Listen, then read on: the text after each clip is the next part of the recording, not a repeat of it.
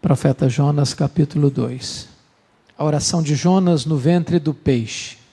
Então Jonas, do ventre do peixe, orou ao Senhor seu Deus e disse: Na minha angústia clamei ao Senhor, e Ele me respondeu. Do ventre do abismo gritei, e Tu me ouviste a voz.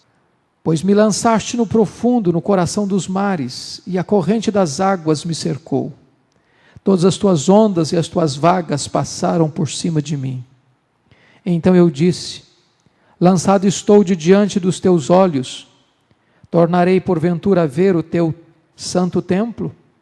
As águas me cercaram até a alma, o abismo me rodeou, e as algas se enrolaram na minha cabeça. Desci até os fundamentos dos montes, desci até a terra, cujos ferrolhos se correram sobre mim para sempre. Contudo, fizeste subir da sepultura minha vida, ó Senhor meu Deus. Quando dentro de mim desfalecia minha alma, eu me lembrei do Senhor, e subiu a Ti a minha oração no Teu santo templo. Os que se entregam à idolatria vã, abandonam aquele que lhes é misericordioso, mas com a voz do agradecimento eu Te oferecerei sacrifício, o que votei pagarei, ao Senhor pertence a salvação.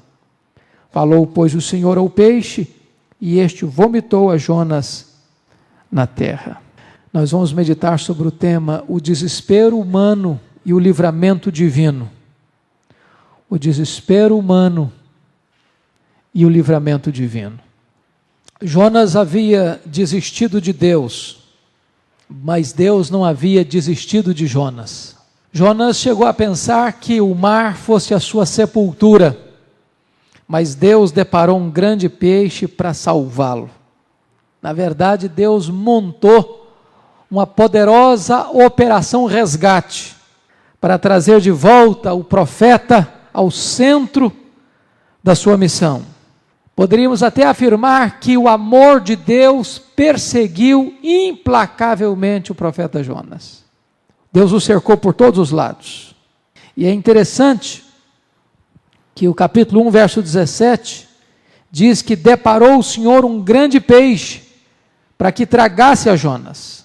De tal maneira que o peixe para Jonas não foi um castigo, foi um livramento. Não foi uma penalidade, foi um salvamento.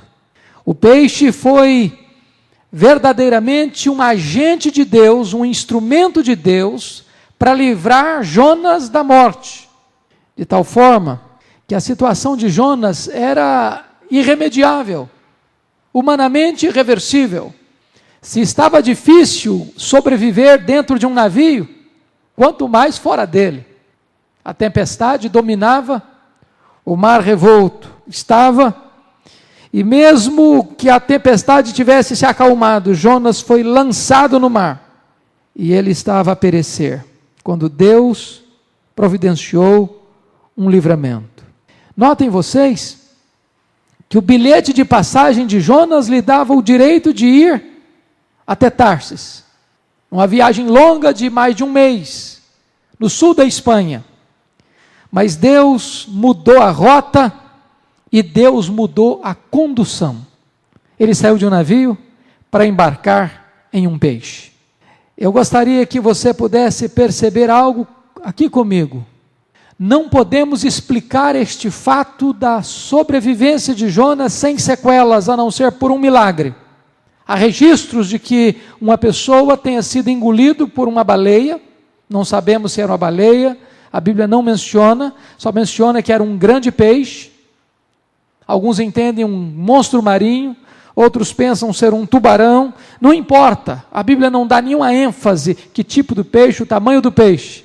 O fato é que para Jonas estar no ventre de um grande peixe 3 dias e 3 noites, somente se explica por um milagre. E Jesus Cristo, que faz referência a esse texto, chama este fato de um sinal. E sinal, na língua grega, é um milagre. É um milagre. De tal forma que nós não temos que ter muita preocupação em explicar esse texto cientificamente, se cientificamente é possível uma pessoa sobreviver 3 dias no ventre de um peixe. A Bíblia refere-se a esse fato como um milagre, e um milagre é uma intervenção sobrenatural de Deus, que vai além da questão da ciência. É muito importante entender aqui a oração de Jonas. Se você perceber essa oração, não é uma oração pelo livramento, mas é uma oração de gratidão pelo livramento. Na verdade, nesta oração não há nenhum pedido, não há nenhuma súplica. Esta oração consiste de ações de graça, dos versículos 2 a 6, consiste de contrição, versículos 7 e 8, e consiste de dedicação, versículo 9. Se você perceber, talvez o que traz esperança ao coração de Jonas é o seu conhecimento bíblico. Porque quando ele está no fundo do poço, quando ele está nas profundezas do oceano, quando ele está no seu limite de desespero, ele começa a recordar a palavra de Deus. Ele traz à mente o conhecimento que ele tem da palavra de Deus. E esta oração está recheada de citações bíblicas, recheadas de citações do livro de Salmos. De tal forma que Jonas faz uma transição da sua experiência de rebelião e disciplina para uma experiência de arrependimento e consagração. Quando você nota no versículo 1, então Jonas do ventre do peixe orou ao Senhor, seu Deus. Esta oração aqui é diferente da oração dos marinheiros.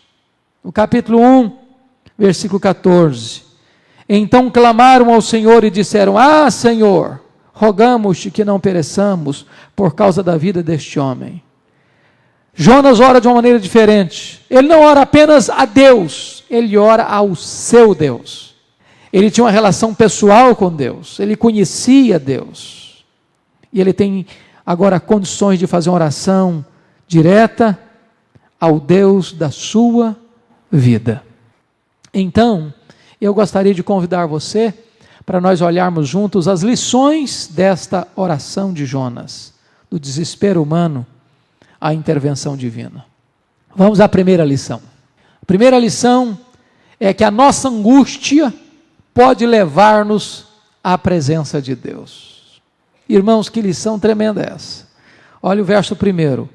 Então Jonas do ventre do peixe orou ao Senhor seu Deus. Preste atenção nesta palavra de transição. Então, muitas vezes é preciso que o homem chegue ao fundo do poço para se lembrar que Deus existe e que está no controle de todas as coisas. Notem vocês que Jonas tinha tentado fugir da presença de Deus sem oração. Ele não orou quando Deus o chamou para ir para Nínive. Ele não orou quando ele desceu da sua cidade para Jope. Ele não orou quando ele entrou na fila para comprar passagem para Tarsis. Ele não orou quando ele entrou no navio. Ele não orou quando ele tentou ficar incógnito, escondido no porão do navio. Ele não orou quando a tempestade chegou. Nem mesmo ele orou quando os marinheiros desesperados começaram a invocar os seus deuses e até falaram para ele: invoca o teu Deus, quem sabe este Deus possa nos livrar dessa tempestade. Ele não orou quando ele foi identificado como culpado da tempestade. Nem mesmo ele orou antes de ser lançado ao mar. Mas quando ele estava no último limite da vida, então ele orou. Queridos, aqui está a diferença entre um filho de Deus e um réprobo. Um filho de Deus, um filho da promessa, mesmo quando está no caminho da desobediência, na contramão da vontade de Deus, quando ele está no seu momento de maior desespero, ele se lembra de Deus e invoca o nome do Senhor. O sofrimento o amolece como o sol que derrete a cera, Mas ao réprobo, quando ele está no seu sofrimento, em vez de ele se voltar para Deus, se lembrar de Deus, ele se rebela ainda mais. Ele endurece-se ainda mais como o barro diante do sol. É glorioso saber isso, que na nossa angústia, ou a nossa angústia pode nos levar à presença de Deus. Muitas vezes Deus permite que um filho seu sofra, se esse filho está na rota da desobediência, para que ele retorne novamente para Deus e para que ele clame novamente em oração. O que é maravilhoso é que as circunstâncias muitas vezes se tornam inimigas de um filho de Deus em fuga.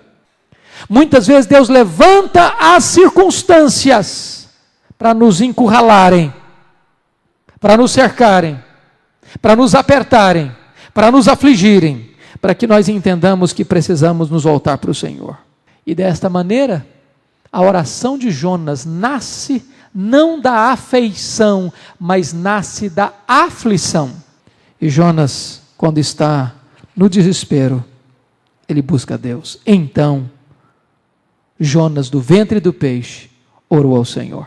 Eu acho isso lindo, porque qualquer lugar é apropriado para a oração. Qualquer lugar.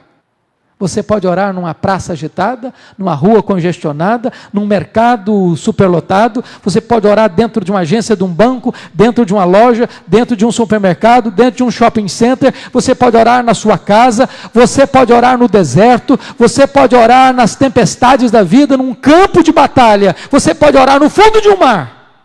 A questão não é onde, é a quem você ora. Qualquer hora, qualquer lugar é tempo apropriado para buscar a face do Deus Todo-Poderoso. E, sobretudo, na angústia é um momento em que Deus mesmo nos empurra para buscarmos a sua face. Segundo ponto, segunda lição. O nosso grito de angústia encontra sempre os ouvidos abertos de Deus. Olhem comigo o verso 2.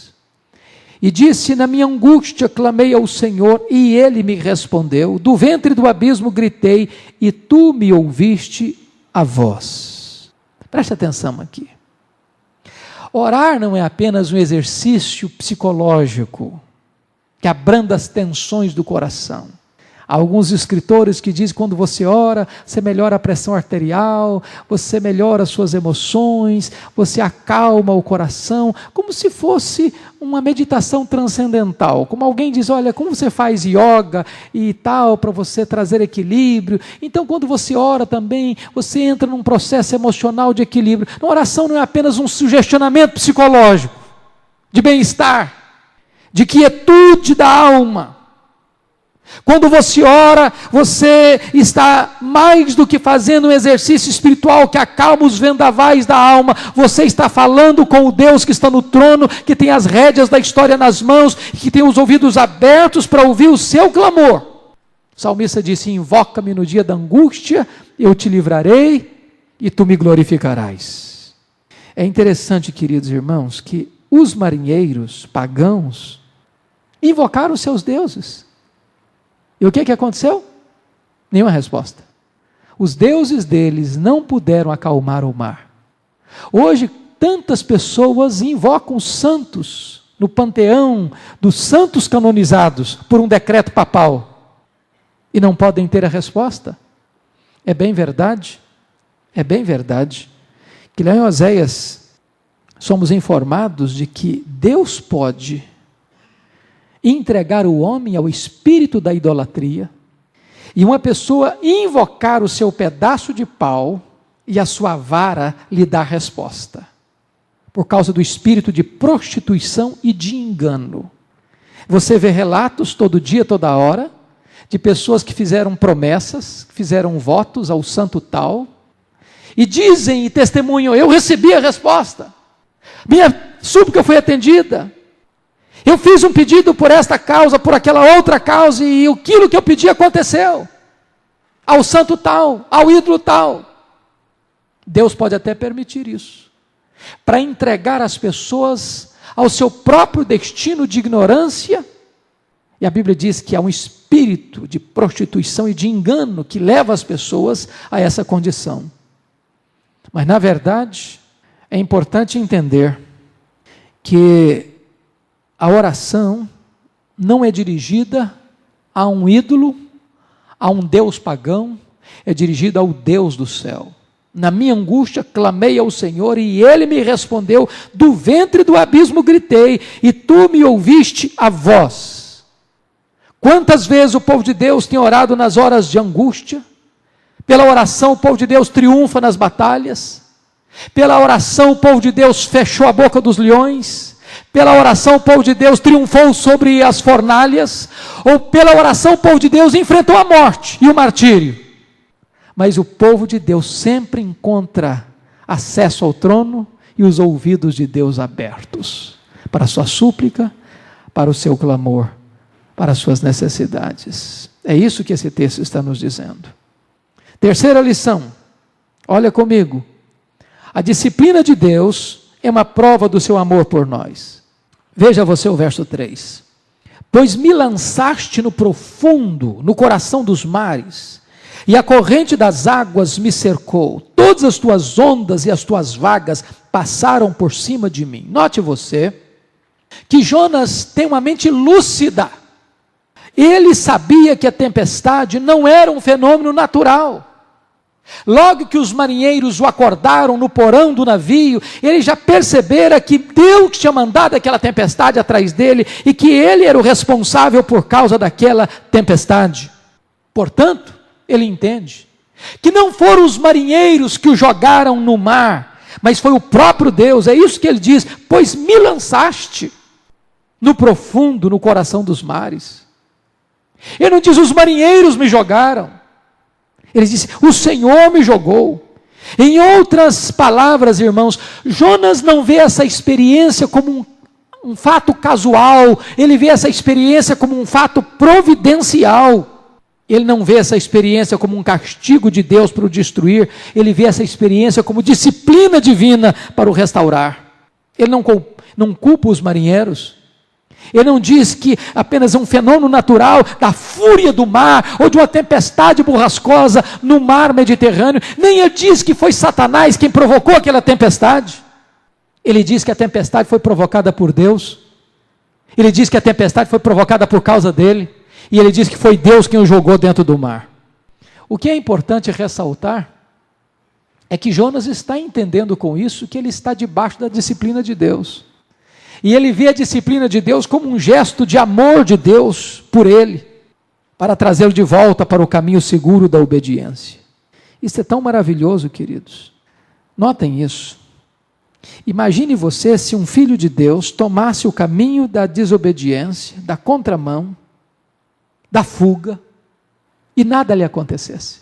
Se nada lhe acontecesse, ele se distanciaria cada vez mais, cada vez mais, cada vez mais. E o caminho da desobediência, ou do afastamento de Deus, ou da fuga de Deus, é um caminho sinuoso, escorregadio e mortal. Então Deus coloca entraves nesse caminho, Deus manda a tempestade atrás desse trânsfuga, Deus manda o vento, Deus manda a tempestade, Deus encapela o mar, Deus move o céu e a terra atrás desse que está fugindo, porque este é um ato de disciplina, e disciplina é um ato responsável de amor. Quando um filho de Deus sofre, não é porque Deus quer destruí-lo, é porque Deus quer restaurá-lo.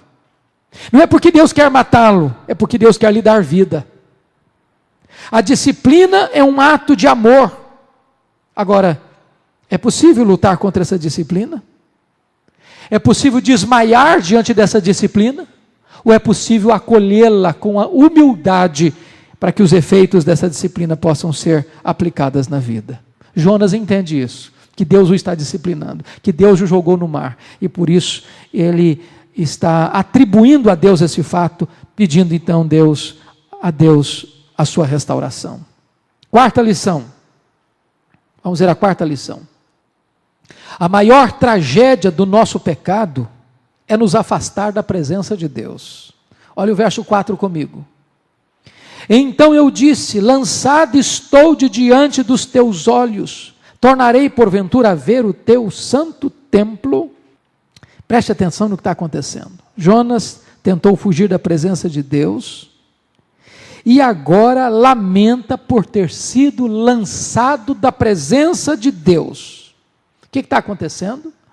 Jonas experimenta um pouquinho daquilo que ele antes queria: fugir da presença de Deus, afastar-se da presença de Deus. O que está acontecendo com Jonas? Ele está recebendo exatamente aquilo que ele queria: ficar longe da presença de Deus. Note você que não tem nada mais perigoso do que você receber aquilo que você deseja, de que Deus entregar você aos seus próprios anseios. O que está acontecendo aqui? Jonas queria fugir da presença de Deus, e agora ele está se sentindo longe de Deus. E para onde ele está indo? Ele está indo, olha comigo o verso de número 4. Então eu disse: lançado estou diante dos teus olhos. Ele está indo para distante dos olhos de Deus, e se você perceber na sequência, ele está indo para o abismo, ele está indo para o Sheol, ele está indo para o mundo dos mortos, ele está indo para um lugar onde ele não pode estar contemplando a face de Deus. Aqui está o ponto mais sério desta questão. O que é o pecado? Vamos pensar no pecado agora com um P maiúsculo. Não estou pensando em pecado, esse ou aquele pecado específico, não. Estou pensando no pecado com P maiúsculo. Qual é a penalidade do pecado? A morte. E o que é a morte? Separação de Deus. Quando Adão caiu no Éden, qual foi a consequência imediata que ele sofreu? Foi expulso do jardim. Perdeu a comunhão com Deus. O pecado é maligníssimo, diz o apóstolo Paulo em Romanos 7, versículo 13. Por que o pecado é maligníssimo, diz Paulo? Porque o pecado tem a capacidade de nos privar do maior bem. Qual é o maior bem? Qual o fim principal do homem? Glorificar a Deus e gozá-lo para sempre. Como é que nós podemos glorificar a Deus e gozá-lo para sempre? Estando na presença dEle, em comunhão com Ele. O pecado rompe esta comunhão com Deus, quebra essa intimidade com Deus. O pecado nos afasta da presença de Deus. Ele nos separa de Deus. Desta maneira, o que está acontecendo com Jonas? Ele está privado da presença de Deus, da intimidade de Deus. Irmãos queridos, já percebeu isso? Quando você peca contra Deus, você passa a ficar com vergonha de Deus. Quantas vezes já aconteceu isso com você? Ele queria fugir de Deus. Ele tentou abafar a voz da sua consciência. Ele tentou escapar para Tarsis, sul da Espanha, o último limite geográfico do mundo da época, onde a palavra de Deus não o alcançaria. E de repente ele descobre que a pior coisa do mundo é estar fora da presença de Deus, é ser cortado da intimidade de Deus, é estar fora do santuário de Deus, da comunhão com Deus. O pecado nos afastará da intimidade com Deus, ou a intimidade com Deus nos afastará do pecado. Agora note você o verso 4, quando ele diz: tornarei porventura a ver o teu santo templo. Por que ele está com saudade do templo? Porque o templo era o lugar de comunhão com Deus. O templo era o lugar onde o pecador chegava com a sua culpa, com o seu pecado, e oferecia os seus sacrifícios, e Deus então se tornava propício ao pecador, Deus então perdoava o pecador, Deus então restaurava o pecador, Deus então devolvia ao pecador a alegria da comunhão. Ele anseia por esta intimidade, da qual ele estava fugindo. Esse é o mal do pecado, o mal mais grave. Ele nos afasta da presença de Deus. O pecado é pior nesse sentido do que a pobreza, do que a solidão, do que o sofrimento, do que a doença, do que a morte. Porque esses males, embora sejam tão terríveis, eles não podem nos afastar de Deus, mas o pecado nos afasta de Deus, agora e a eternidade inteira, se não houver arrependimento. Quinta lição. Quando tentamos fugir da presença de Deus, ficamos encurralados pelas circunstâncias. Olha o versículo 5. As águas me cercaram até a alma, o abismo me rodeou, e as algas se enrolaram na minha cabeça. Preste atenção nos verbos: cercaram, rodeou, se enrolaram na minha cabeça. Quando um filho de Deus tenta fugir de Deus, Deus mesmo cerca por todos os lados. Graças a Deus, porque é assim. Jonas se tornou um prisioneiro do mar. Na verdade, é impossível fugir daquele que é onipresente. Para onde me ausentarei do teu espírito? Para onde fugirei da tua face? Se suba aos céus, lá estás. Se desça ao mais profundo abismo, lá estás também. Se tomo as asas da alvorada e me detenho no confim dos mares, ainda lá me haverá de guiar a tua mão. Se digo as trevas com efeito me encobrirão, a luz e as trevas são a mesma coisa para Deus.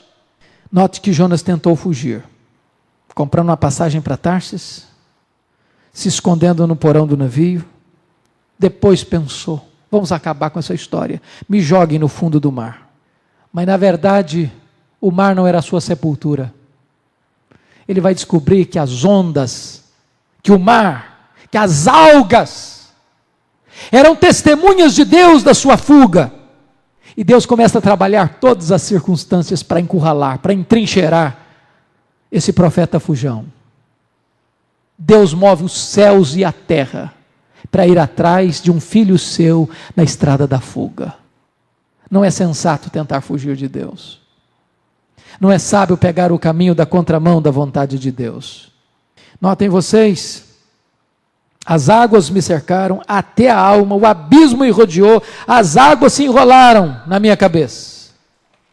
Ou seja, esse homem está vivendo uma situação de prisão, até que volte à obediência.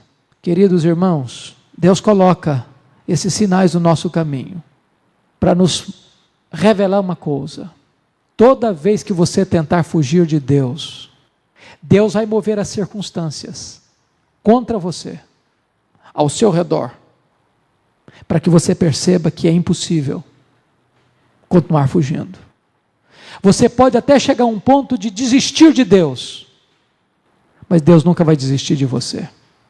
Esta é a verdade aqui relatada. Sexta lição,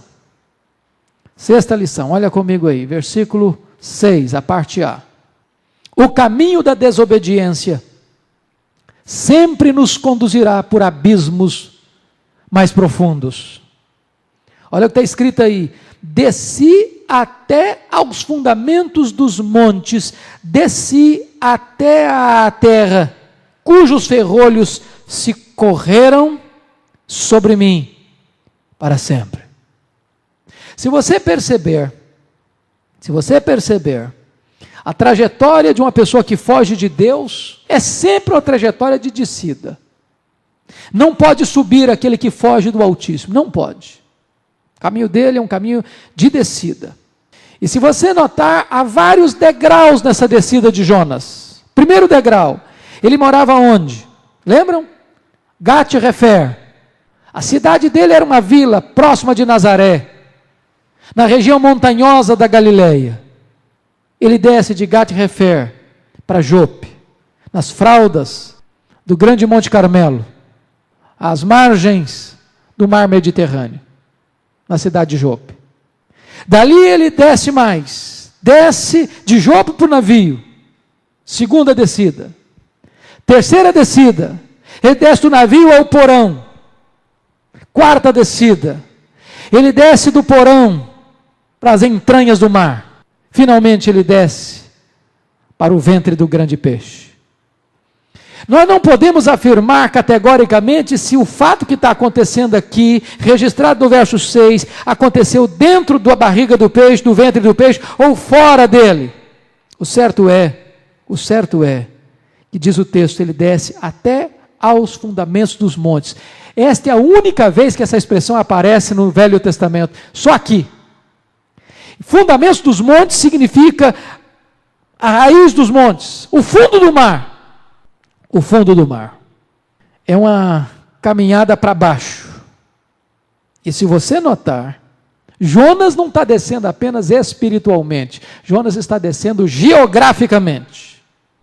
Em outras palavras, quem dá as costas para Deus, a única direção a seguir é para baixo.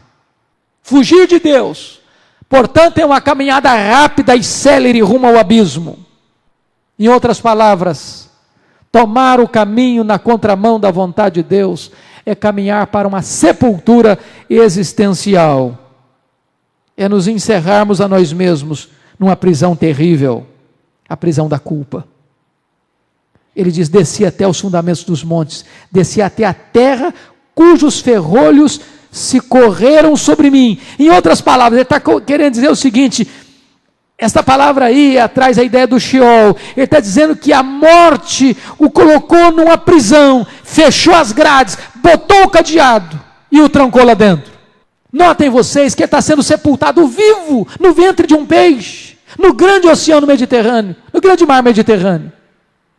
Ele não vê saída, ele não vê a mínima chance de sobreviver. Ele está sendo sepultado vivo, consciente da situação em que ele se encontra.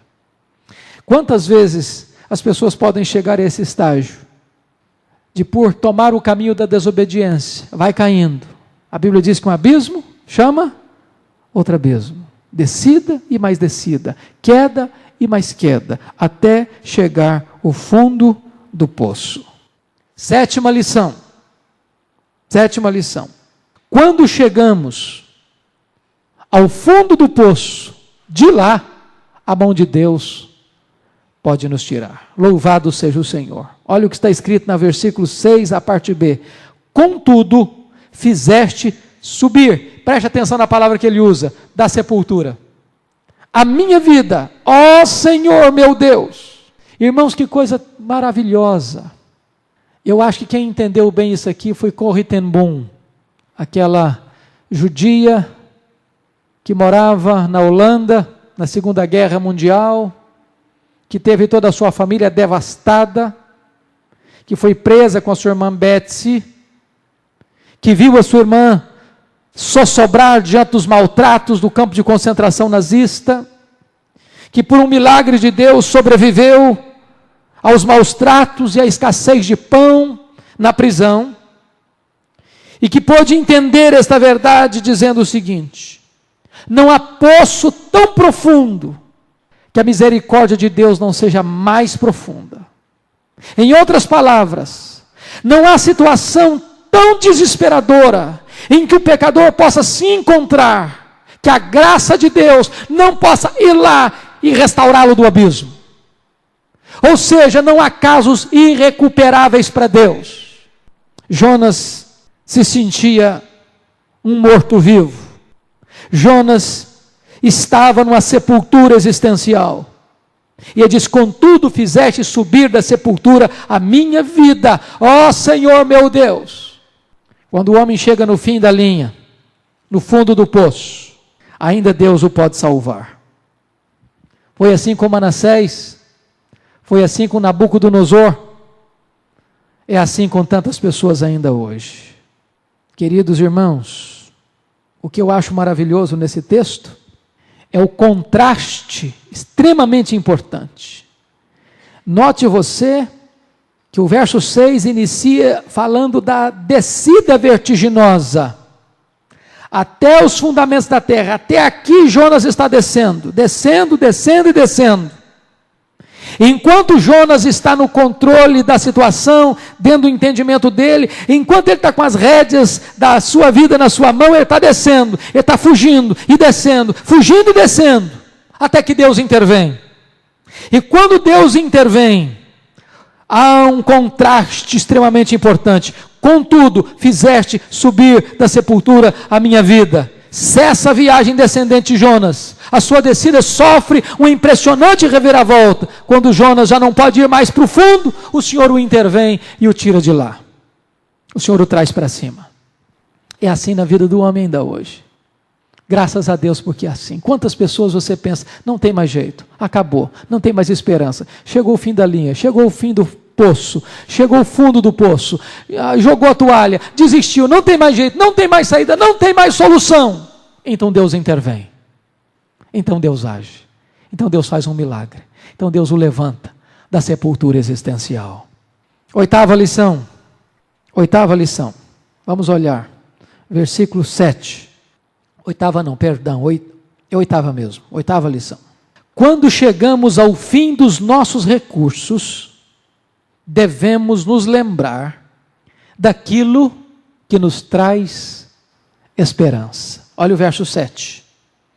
Quando dentro de mim desfalecia a minha alma, eu me lembrei do Senhor. E subiu a ti a minha oração no teu santo templo. Amados irmãos, que coisa linda. Esse homem estava desfalecido, sua alma desmaiada, suas forças acabadas, sepultado vivo, trancado nas grades do Sheol, longe da presença de Deus. Ele diz: acabou, não tem mais esperança, não tem mais saída.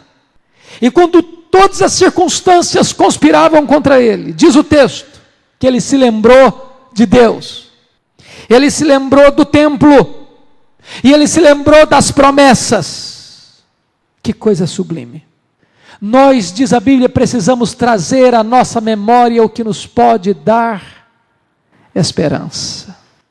Lembram lá de Jeremias, no livro de Lamentações, capítulo 3, versículo 21, quando o profeta está olhando o cerco de Jerusalém, os exércitos caldeus acampados ao redor da cidade santa, a mínima resistência existia capaz de cercar a invasão babilônica. Nabucodonosor quebraria as muralhas, incendiaria o templo, passaria o fio da espada aos jovens, pisaria como lama nas ruas os velhos, levando o povo para o cativeiro. Um massacre, um holocausto, uma barbárie. Nesse momento de desespero, diz a Bíblia, que o profeta Jeremias começa a desenvolver na sua mente algo, e ele diz assim: eu quero trazer à memória o que me pode dar esperança.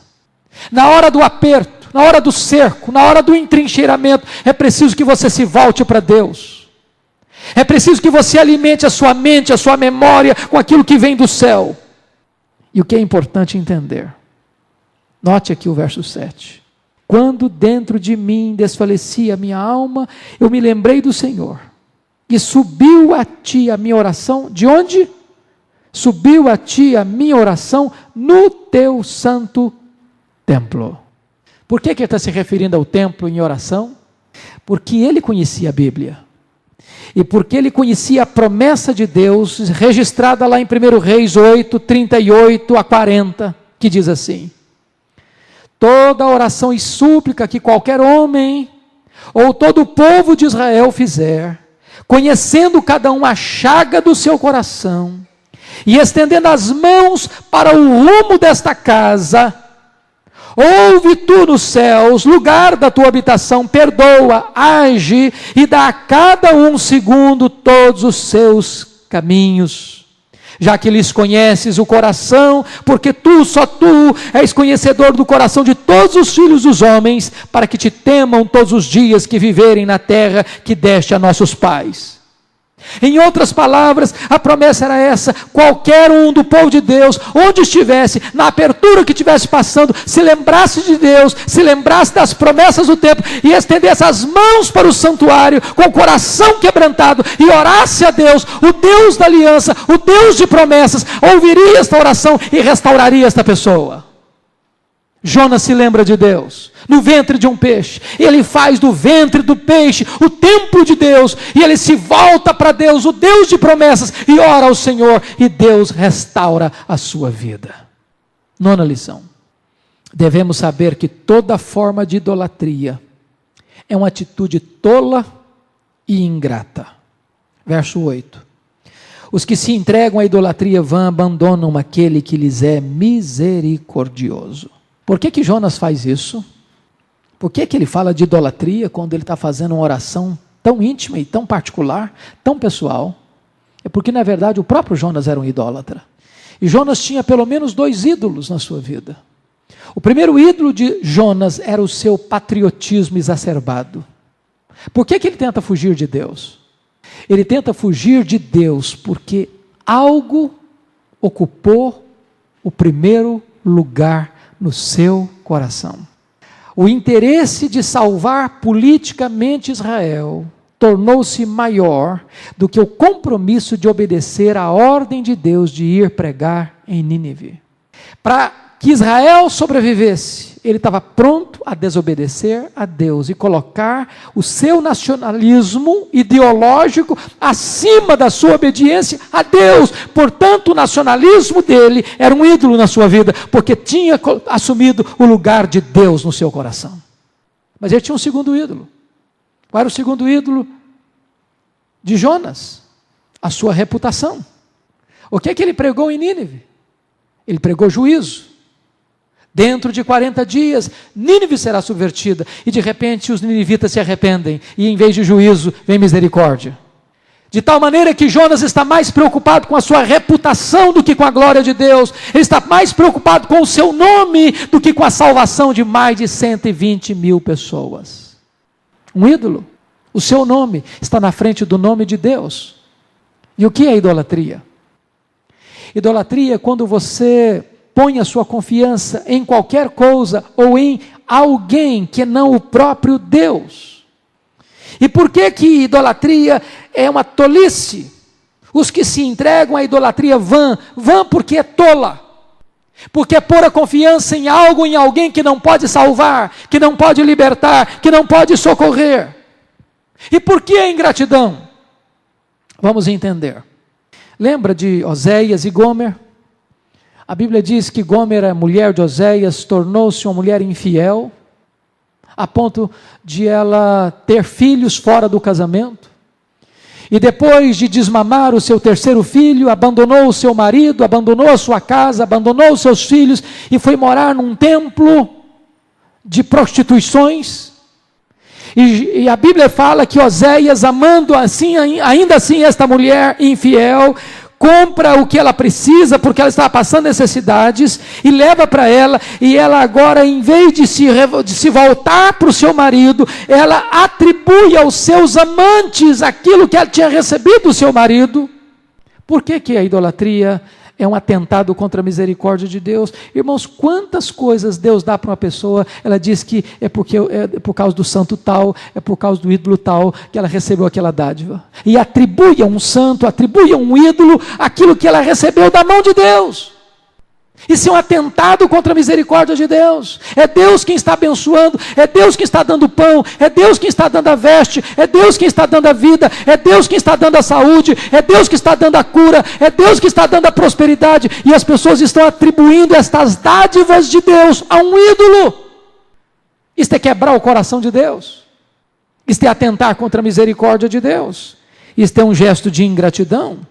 Finalmente, irmãos, em 10º lugar, finalmente, a última lição, devemos saber que só encontramos o verdadeiro sentido da vida quando nos voltamos para Deus.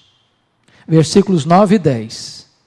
Mas com a voz do agradecimento eu te oferecerei sacrifício, o que votei pagarei. Ao Senhor pertence a salvação.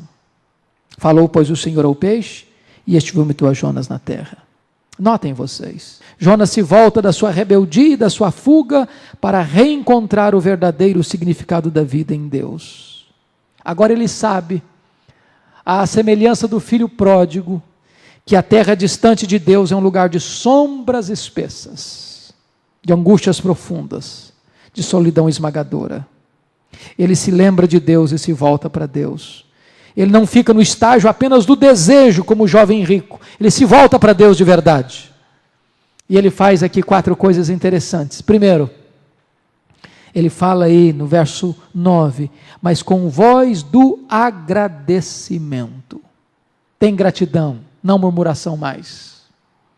Tem ações de graça e não lamento mais. Segundo, ele fala de oferta de sacrifícios.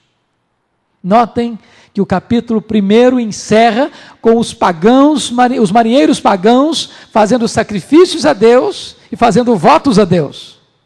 E agora Jonas toma o mesmo caminho, ele faz sacrifícios ao Senhor. O que é que ele faz? Ele se lembra do templo.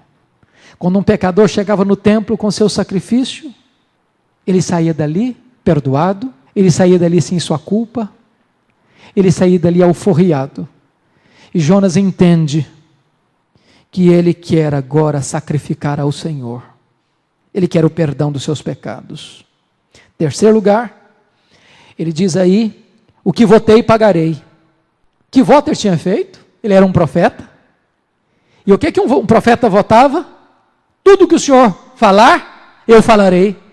O compromisso de um profeta era ser boca de Deus, atalaia de Deus. Quando Deus mandava um profeta falar, ele tinha que falar exatamente o que Deus mandara ele falar. Ele não podia sair desse compromisso, ele não podia mudar a mensagem. Ele tinha que ser fiel no compromisso de pregar o que Deus o havia mandado pregar. Jonas não quer mais quebrar a sua palavra. Ele tinha sido chamado para pregar. E ele está pronto agora a fazer a vontade de Deus. Mas finalmente, irmãos, Jonas reconhece que a salvação é obra de Deus. Ao Senhor pertence a salvação. Eu acho que essa expressão é o centro deste livro, é a mensagem principal deste livro, e muito importante entender. A salvação pertence ao Senhor no sentido de que Deus é quem administra a salvação como bem lhe apraz. Jonas queria administrar a salvação. Jonas queria salvação, mas para os judeus. Jonas queria salvação, mas para o seu grupo. E a salvação não pode ser domesticada por nós. É por isso que toda igreja ou todo grupo religioso que pensar que a salvação só pertence àquele grupo, vira seita. É um pecado isso. Porque qualquer igreja que quiser administrar a salvação só para este grupo, só para aqueles domésticos, está tomando uma posição que só pertence a Deus. A salvação pertence a Deus. Quem administra a salvação é Deus. Não é a igreja, não é você, não sou eu, não somos nós. Deus pode dá-la para os judeus, Deus pode distribuí-la para os gentios. Deus pode oferecer salvação para os nossos aliados, e Deus pode oferecer salvação para os nossos inimigos. Deus podia oferecer salvação para os ninivitas, e o fez. Deus pode salvar os nossos aliados, e Deus pode salvar aqueles que estão contra nós. Deus pode salvar quando pregamos de bom grado, e Deus pode salvar quando pregamos a contragosto. A salvação não é um troféu que conquistamos por méritos, mas um presente merecido que recebemos de Deus pela fé. A salvação não é algo que fazemos para Deus, a salvação é algo que Deus fez por nós. Salvação não é obra humana, é graça divina. Ao Senhor pertence a salvação. E eu termino. Notem vocês, capítulo 1, versículo 17, diz que Deus deparou o Senhor um grande peixe para que tragasse a Jonas. E capítulo 2, versículo 10, falou, pois, o Senhor ao peixe, e este vomitou a Jonas. Veja você que o peixe está de plantão para obedecer uma ordem divina. Está pronto para tragá-lo, está pronto para vomitá-lo. Do navio, Jonas é jogado no mar para a morte. Do ventre do peixe, ele é lançado na terra para a vida. Os marinheiros trataram Jonas como se fosse uma carga perigosa que deveria ser jogado fora. E agora Jonas é tratado como uma substância estranha a ser expelido do ventre do peixe. A história termina e Jonas está de volta à terra, de volta à missão, para recomeçar a sua vida. Deus é o Deus do recomeço. Deus é o Deus da segunda oportunidade. Deus é o Deus da segunda chance. Deus é o Deus que nos dá oportunidade de recomeçar a nossa caminhada com Ele. Louvado seja o Senhor por isso. Curva sua fronte. Eu gostaria que você pensasse e meditasse um pouco sobre a história de Jonas. Será que você não tem também tomado o caminho da fuga? Será que você também não tem buscado alternativas para fugir do que Deus mandou você fazer? Você pode chegar a um ponto até mesmo de desistir de Deus, do projeto de Deus, como um dia Pedro fez. Mas Deus não desiste de você. O amor de Deus o perseguirá. Deus moverá os céus e a terra para trazer você de volta ao centro da sua vontade. Como Jonas, você não precisa esperar chegar ao fundo do mar, descer até o último degrau, para voltar para os braços do Pai. Você não precisa chegar ao ponto que o pródigo chegou, a ponto de passar necessidades, para buscar os braços do Pai. Hoje mesmo você pode tomar essa decisão, de voltar para o Senhor, se deleitar nele, ter comunhão com Ele, ter intimidade com Ele, levantar altares para Ele, pagar os seus votos a Ele, e saber que é Ele quem está no controle, e não você. A Ele pertence a salvação. Se você deseja vir aqui à frente para a gente orar juntos, eu quero convidar você que venha. Talvez você quer colocar sua vida na presença de Deus, talvez, pode vir. Talvez a sua casa, o seu lar, sua família. Pode vir, vamos orar juntos. O Deus que está aqui é o Deus da restauração, é o Deus que faz novas todas as coisas. É o Deus que refaz a nossa alma. É o Deus que escuta a nossa oração, reverte situações humanamente impossíveis.